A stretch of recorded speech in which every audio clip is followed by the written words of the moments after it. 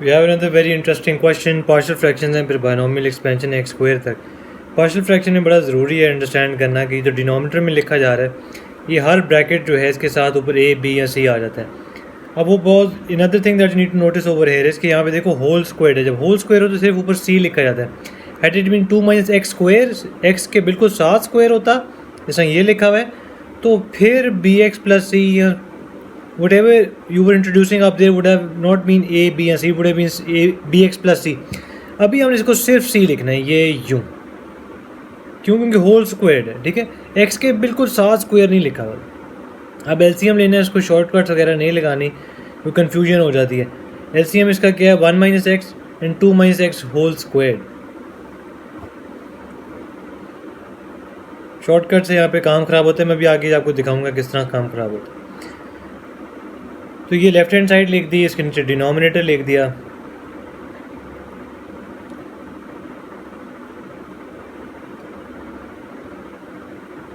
अब इसका एलसीएम है 2 - x होल स्क्वायर। क्यों, क्योंकि 2 - x तो उसमें इंक्लूड हो गया और 2 - x स्क्वायर वाली टर्म भी इंक्लूड हो गई। अब जिसके साथ न्यूमरेटर में जो टर्म मिसिंग थी वो एलसीएम वाली टर्म में से इंट्रोड्यूस कर देना है। ए के साथ 2 - x स्क्वायर नहीं था, बी के साथ इस तरह 1 - x नहीं था, डिनोमिनेटर्स कट आउट हो गए। We have one simple equation in one line now.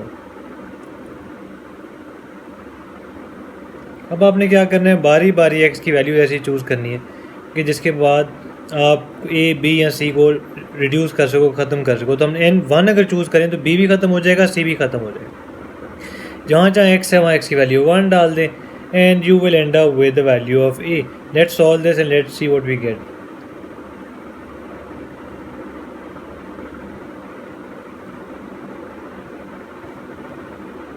a की वैल्यू हमारी 2 आ गई। ठीक है, अब इसी ऊपर वाली इक्वेशन के अंदर ही a की वैल्यू 2 डाल देंगे और साथ x की वैल्यू भी कोई ऐसे चूज़ करेंगे कि फिर b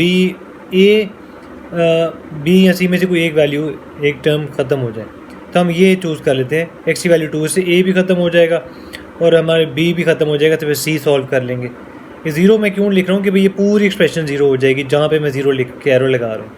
तो आप नोट करना कि यही होगा, a वाली टर्म भी सारी ख़त्म होने जा रही हैं, ये ज़ीरो, b वाली टर्म भी ज़ीरो, सिर्फ c रह गया। तो इस तरह आप c की वैल्यू निकाल पाओगे। c आपका 3 आ गया। ठीक है, अब a भी आ गया, b भी आ गया, c भी आ गया। अब इस तरह b भी निकाल लेंगे। अब यहाँ पे और a और c की वैल्यू डाल देंगे, कोई x की वैल्यू भी चूज़ कर लेंगे, will only be left with the variable b। अब x ज़ीरो क्यों चूज़, क्योंकि अब हम किसी ब्रैकेट को ज़ीरो नहीं कर पा रहे, तो हम कोई स्मॉल वैल्यू x की चूज़ कर लेंगे। x की वैल्यू 0 डाल दी, जहाँ जहाँ a आएगा a की वैल्यू डाल दी, a की जगह पे आएगा, c की वैल्यू की जगह c डाल दिया, तो फिर we will only be left with the value the variable b। Variable b के लिए सॉल्व कर लेंगे।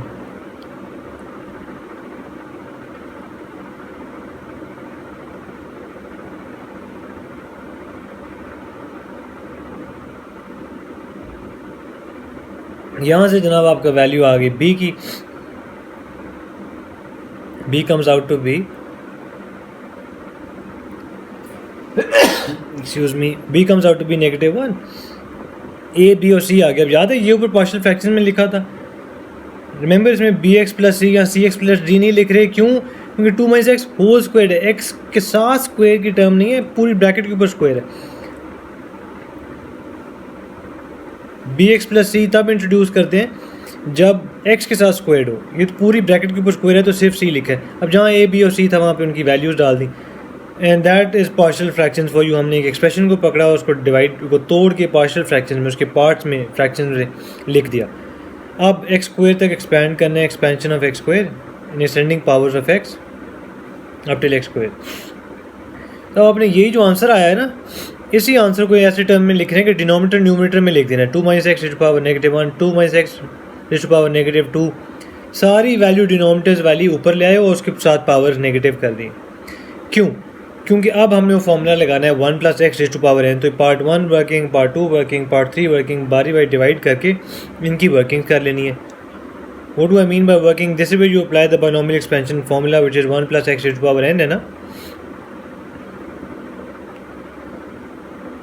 तो यहाँ पे फॉर्मूला लगा दे 1 + nx + n × n - 1 × x² / 2 factorial and so on and so forth x² तक. You should know this formula. I'm not going to be going into the detail of this. मेरी वीडियो में uploaded होगा lesson में. x² तक करना था expand. If you notice यहाँ पे भी हमने x² पे रोक दी, वरना एक्सपेंशन तो चलती रहती है.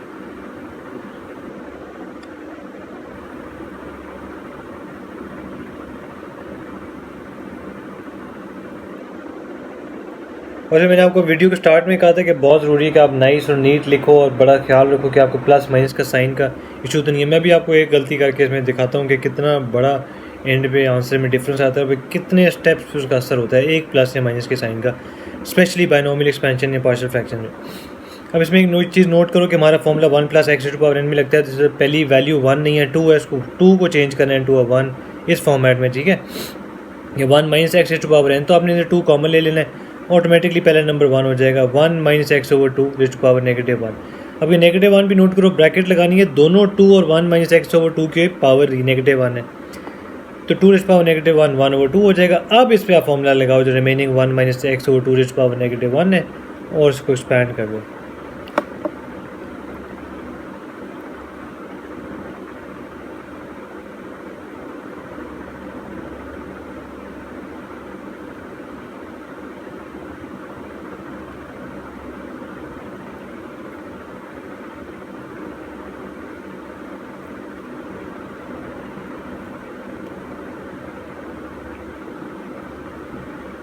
टू फैक्टोरियल इज़ 2 × 1, तो दैट्स एसेंशली समझो 2 ही लिखा हुआ था, इसलिए इसको काट दिया था. And there you have it. ये हमारे पार्ट 2 का भी सोल्यूशन आ गया. पार्ट 3 में I purposely make a small mistake plus minus की टू सी कि अभी आपको शो करता हूँ कि कितना बड़ा असर उस पर पड़ता है कैलकुलेशन पे.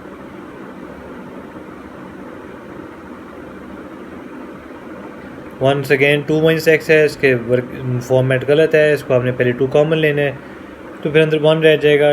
2 कॉमन लिया, 1 - x/2 (-2). अब ये -2 भी जो है ध्यान रखना है, अक्सर बच्चे गलती करते हैं, सिर्फ अंदर वाली ब्रैकेट पे लगाते हैं. भाई ये पूरी एक्सप्रेशन के ऊपर है, 2 के ऊपर भी आएगा और ब्रैकेट के ऊपर भी आएगा, इसलिए 2 डिनोमिनेटर में चला गया to make that value positive. And just we need to solve it with the binomial expansion. ये मैंने मिस्टेक कर दी है कि -2 लिखना था, मैंने +2 ही लिख दिया. अब देखना इसका क्या असर होने जा रहा है. ये मैंने एक्सपेंशन के अंदर जो फॉर्मूला है उसकी वैल्यू पावर -2 है, मैंने +2 लिख दिया. देखना इसको, will solve it, and once I solve it you will notice how big of a mistake it becomes. Let me show you in a little while.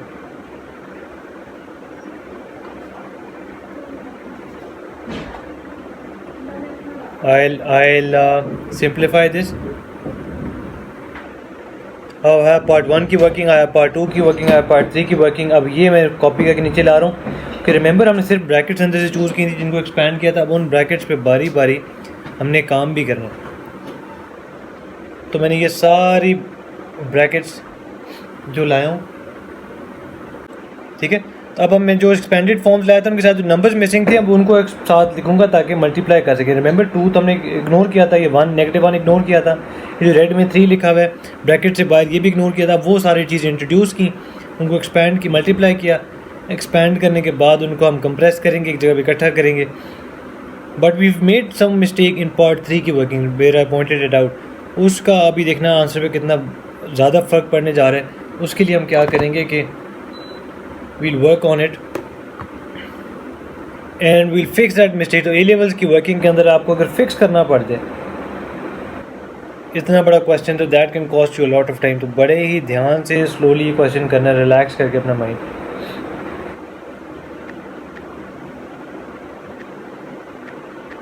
I'll plug in all of these values.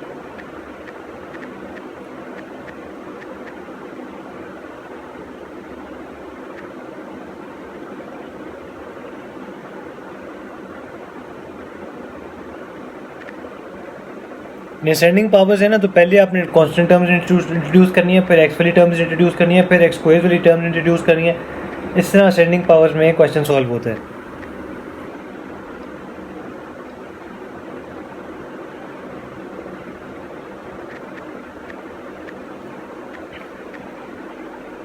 So we had the constants first, the variables after the simple x power 1 afterwards, and x square वाली terms are coming in now. But ये हमने question में issue किया था, remember -2 था, मैं +2 लिखा था। अब ये सारी चीज़ें फिक्स करनी पड़ेंगी।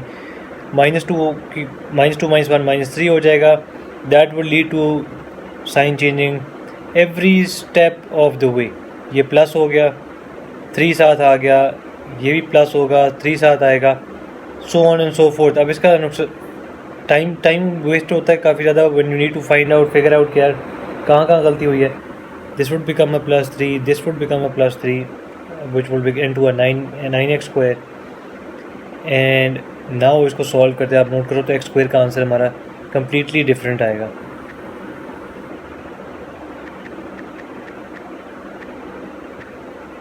तो I'll introduce 9 and 16 and that will lead us to 39/16 and that is our final answer.